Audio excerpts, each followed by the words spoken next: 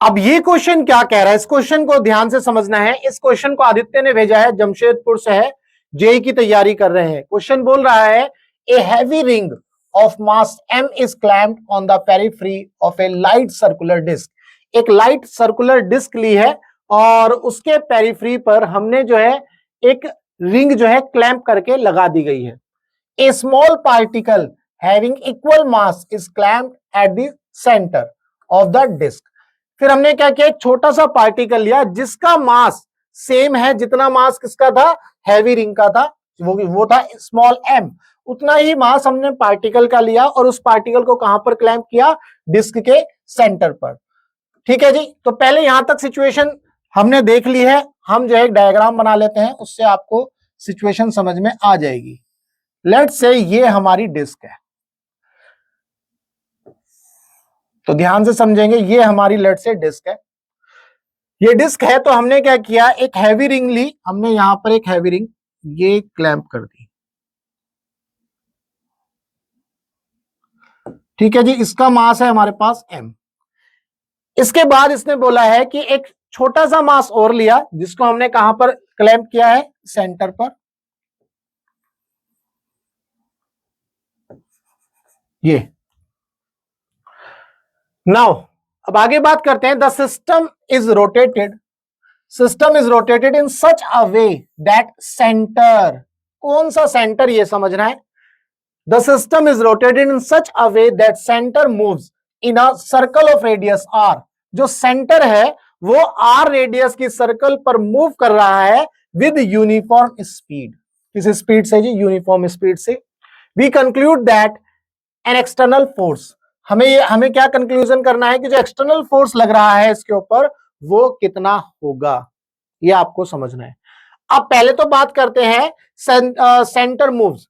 यहां लिखा है the system is rotated in such a way. अब इस पूरे सिस्टम को हमने क्या किया, रोटेट कर दिया, यानी कि डिस्क और ये मास जो है रोटेट हो रहे हैं। ये वाला रिंग, ये डिस्क और ये मास, ये सब रोटेट हो रहे हैं। तो जो सिस्टम मूव कर रहा है उन दोनों का जो सेंटर है, जब ये सिस्टम मूव कर रहा है तो जो सेंटर है वो आर रेडियस पर मूव कर रहा है। तो यानी कि ये एम है, ये एम है। अगर हम इनके सेंटर की बात करें तो वो कहीं ना कहीं आपको लेट से यहां पर मिल गया। ये इसका क्या हो गया, सेंटर ऑफ मास। ये क्या हो गया, इसका सेंटर ऑफ मास। और जब सर्कुलर मोशन में मूव करेगा तो ये भी सर्कुलर मोशन में मूव करेगा जी। ये आपका सेंटर ऑफ मास पॉइंट हो गया। इन दोनों का सेंटर ऑफ मास पॉइंट ये मिलेगा।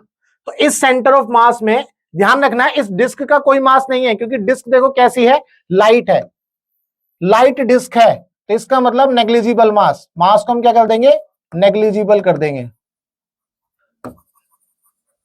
कौन सा मास, डिस्क का। डिस्क के मास को हमने क्या कर दिया, नेग्लेक्ट कर दिया। तो इस सिस्टम में सिर्फ आपके पास दो ही मास हैं, एक तो है रिंग का और एक है स्मॉल पार्टिकल का, जो दोनों सेम है m। तो इन दोनों का जो सिस्टम बना उसका जो सेंटर ऑफ मास पॉइंट है वो ये मिलेगा। और ये कितनी डिस्टेंस पर है, r डिस्टेंस पर है। तो यहां पर सेंटर ऑफ मास का जो टोटल मास होगा, बेसिकली इस सिस्टम का जो टोटल मास होगा वो आपको क्या मिलेगा भाई, इसका टोटल मास आपको मिल जाएगा m प्लस m, 2m मिल जाएगा। That is equal to 2m। ठीक है, अब आप देखिए कि जब ये सर्कुलर मोशन में मूव कर रहा है, ये पूरा सिस्टम मूव कर रहा है सर्कुलर मोशन में, ऐसे ऐसे रोटेट कर रही है बेसिकली। तो जब ये रोटेट कर रही है तो ये वाला जो पॉइंट है ये क्या होगा, इसके ऊपर जो है एक फोर्स लगेगा जिसे आप बोलते हो सेंट्रीपिटल फोर्स। क्या बोलते हो, सेंट्रीपिटल फोर्स, है ना। तो सेंटर की तरफ जो है इसके ऊपर एक फोर्स लगेगा जिसको हम क्या बोलते हैं, सेंट्रीपिटल फोर्स। तो अगर मैं आपसे बोलूं इसके ऊपर जो सेंट्रीपिटल फोर्स है वो कितना लगेगा, सेंट्रीपिटल फोर्स का फॉर्मूला होता है मास इंटू वेलोसिटी का square, mv² by R radius. तो अब इसका मास कितना है, इस सेंटर ऑफ मास वाले जो पॉइंट का जो मास है, टोटल सिस्टम का मास है, यानी कि 2m इंटू वेलोसिटी कितनी है इस पॉइंट की, क्वेश्चन में दी गई है v, तो ये v² अपॉन में r। तो यहां पर सेंट्रीपिटल फोर्स मिल गया 2mv² बाई r। तो इसका मतलब ये हुआ, लेट्स से कि यहां पर ये v वेलोसिटी से मूव कर रहा था, तो इसके ऊपर सेंट्रीपिटल फोर्स हमें मिल गया 2mv² by r।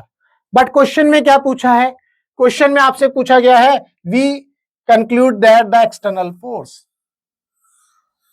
External force कितना लगेगा, ये हमें बताना है। ठीक है जी, तो एक्सटर्नल फोर्स कितना लगेगा, अगर हम सेंटर ऑफ मास वाले पॉइंट की बात करें तो एक्सटर्नल फोर्स कितना लगना है वो देख लेते हैं, ध्यान से देखेंगे। अकॉर्डिंग टू न्यूटन बाबा हमें पढ़ा करके गए हैं कि जो एफ एक्सटर्नल होता है उनका जो हम नेट लेते हैं वो किसके इक्वल लेते हैं, मास इनटू एक्सीलरेशन के। किसके इक्वल लेते हैं, मास इनटू एक्सीलरेशन के। और हम ये जो है विद डायरेक्शन रखते हैं। मैंने कई सवाल बताए हैं ऐसे करने से, किस तरह से किया जाता है ये मैंने कई सवालों में बताया है। तो आपको ये पता है F external is equal to plus minus m into a. अब यहां पर एक्सटर्नल फोर्स कौन सा है, यहां पर एक्सटर्नल फोर्स है आपका एक्सटर्नल फोर्स कौन सा है, आप देखेंगे इस केस में जो एक्सटर्नल तो हमें पता नहीं है, तो एफ एक्सटर्नल यहां लिखेंगे।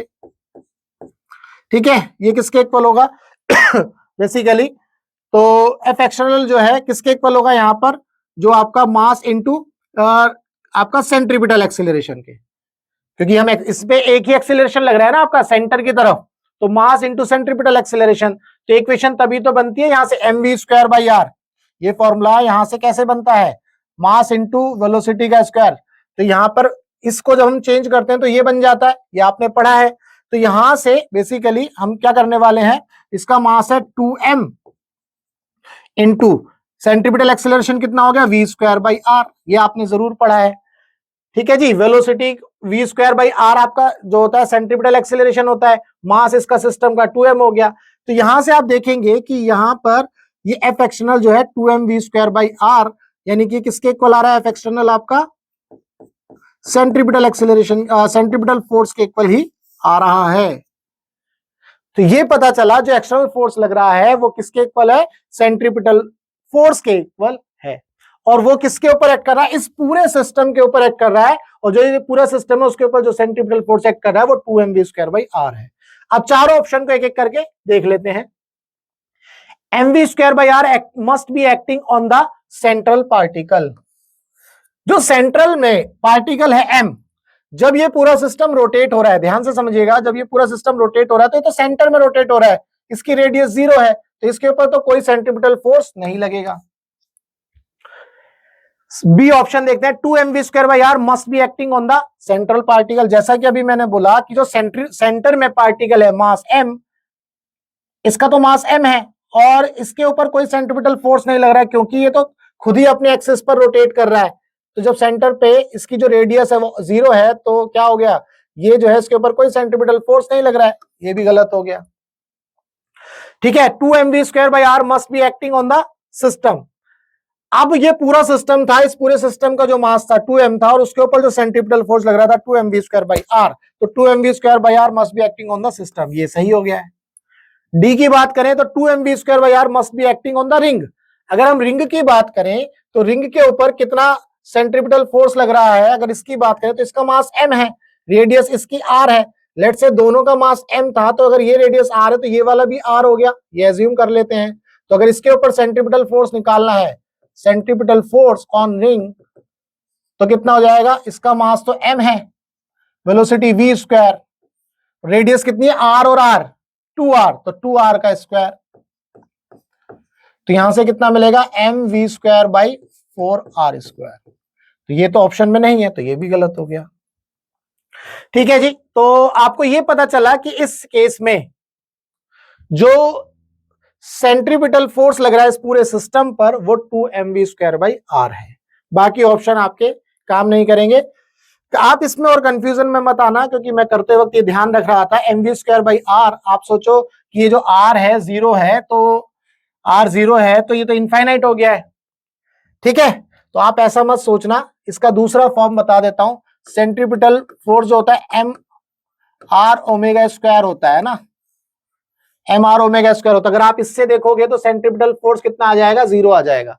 ये कंफ्यूजन में मत आना कि mv स्क्वायर बाई आर जो है, r तो इनफाइनाइट हो गया है। ये इक्वेशन कैसे बनती है, यहां से बन करके आई है।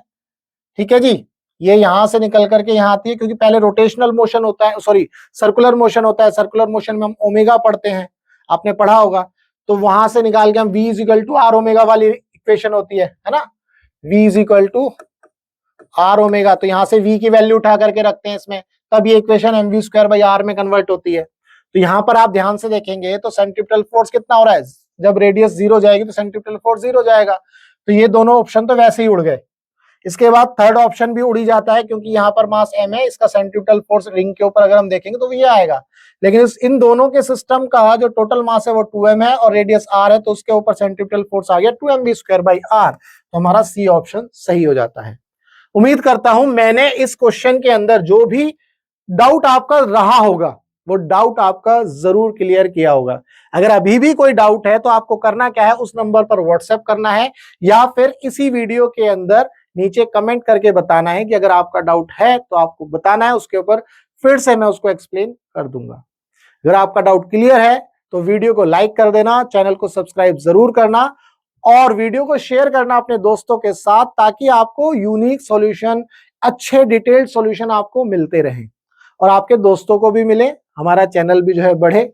हमारा मकसद है टीच फ्री फॉर इंडिया, यानी कि आप इंडिया के किसी भी कोचिंग सेंटर में पढ़ते हो, चाहे फिजिक्स वाला में, आकाश में, एलन में, फिटजी में, वीएमसी में, इंडिया का कोई भी कोचिंग सेंटर, चाहे आपने 1000 रुपए का कोर्स ले रखा हो, चाहे 1 लाख का कोर्स ले रखा हो, आपका फिजिक्स के अंदर अगर थ्योरी या कॉन्सेप्ट में कोई डाउट है या किसी क्वेश्चन में डाउट है, तो आपको करना क्या है, आपको अपना डाउट इस नंबर पर व्हाट्सएप करना है।